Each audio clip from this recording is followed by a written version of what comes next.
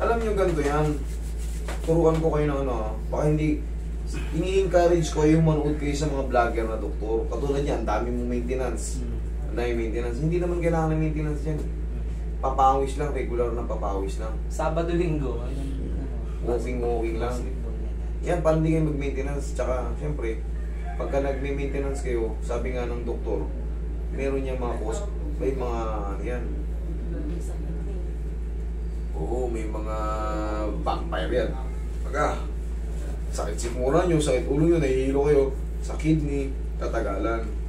Okay? Ngayon, ano yung masakit sa'yo ngayon, sir? Ano sir, bali, yung dito sa likod ng balakang ko, tapos, nung nakarang linggo pa to tapos ang ginawa ko, sabi ko, pakakailangan ng stretching, basketball ako. Nawala naman siya. Tapos yung pag-uwi ko ng bahay, napunta naman dito sa may pigi na, yung sa may pitan ko. Kala mo nawala, pero connected yan. Yun nga eh, sabi ko. No, connected yan. Ito yung balakang mo. Balakang yan. Yung pigi na yan, punong-puno ng nerve na may ipit.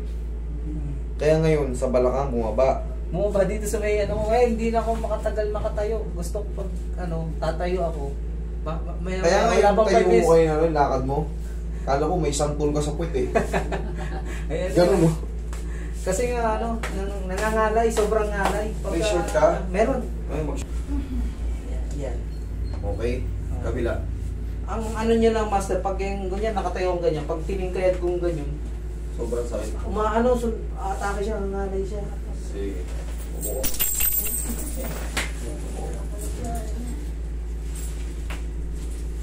May bouncer nga ako kasi. Sana ginaganon-ganon mo yung master.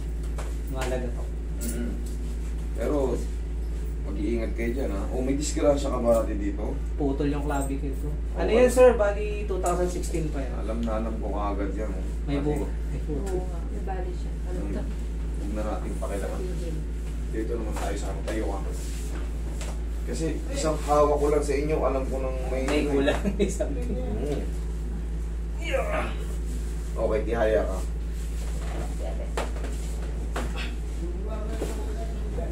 Pag ginanong ko yung may sumabit. Alam ko na may disgrasya ka dati. Sa motor po. Yung media sa tagal ko. Hindi na din.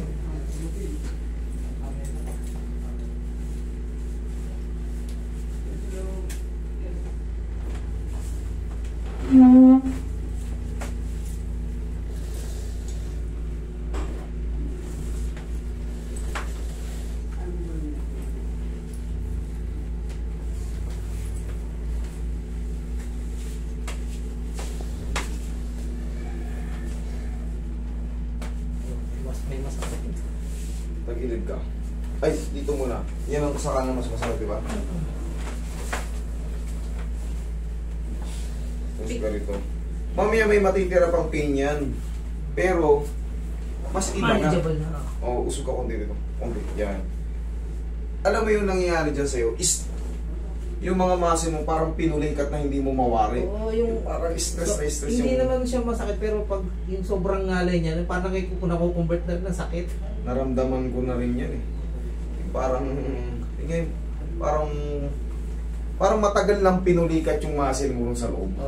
Pero okay naman na pero pag nangawit siya, talagang medyo mamimili. Hindi ako makatagal na yung kakain ako, nakatayo dun sa Ganon? Kinakalang ko sa kaliwa yung bigat eh. Sige. Kailan pa nag-start yun? Ito lang nyo. Wait. There's more. Yan. Gabi ng side.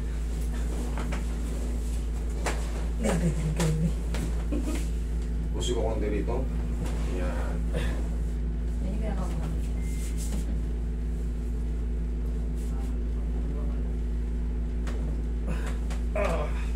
Okay, tapa.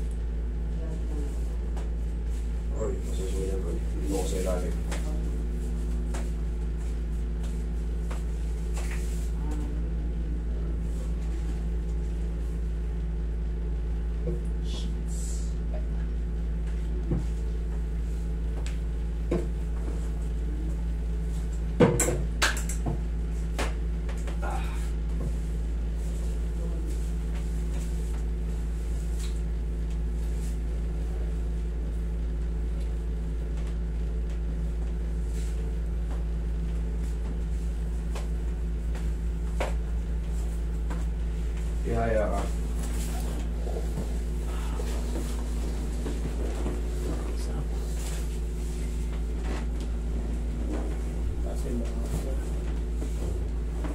Ayan.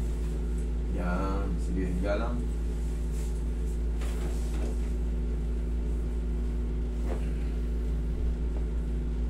Relax lang. Inhale. Exhale. Tanda lang muna. Alin yung ito, no? Ganito ang magiging stretching mo pag nakahiga ka. Di ba nakaganyan? Ipasok mo ng banda rito. Kung mapapansin mo, makakatakin niya sa puwet mo. Ganyan lang. Huwag mo tatagalan, ha? 1, 2, 3. Pansin mo, parang hinahatak yung mga muscle mo. Ayan, o. Sa mga parang pinupuli-pulikat yung mga muscle sa puwet. Ganyan, o. Pasok nyo ng banda pag ganun, tulog nyo.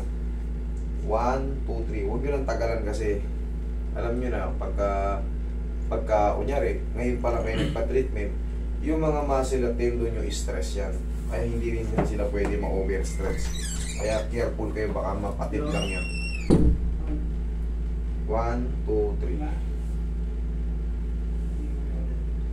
1, 2, 3. Tapos 1, 2, 3. 1, 2, 3. Tapos ang comfort zone yan, after nyo ano, yan, itupi mo ng ganyan.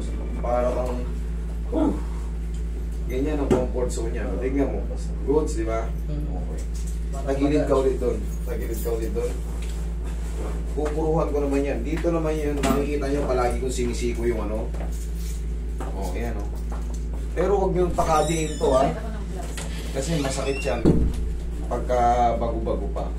Pero habang naman Pinagaganyan ko sa pinagaganyan mo, masarap, no? Habang namamasad siya. Pinatutuntungan ko, maliit naman kasi. Habang namamasad siya, pawala ng pawala. Sige lang po. Ano?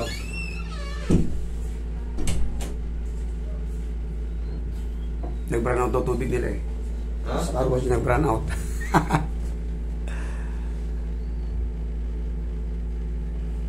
Yung itim mo.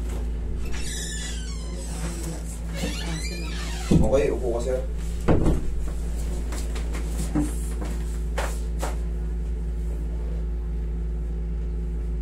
Short ka. Hindi naman sa paa. At malaki. Testing nga, lakad ka nga, sir. Lakad. Tingnan mo kanina. Paglakad mo kanina, parang may sampol dito sa singit eh. Nalalayan ko yung ano. Oo. Ayos naman. Medyo maginawa siya kaysa Ginawa na, okay. Oo, gano'n nga. Kabila. Okay naman.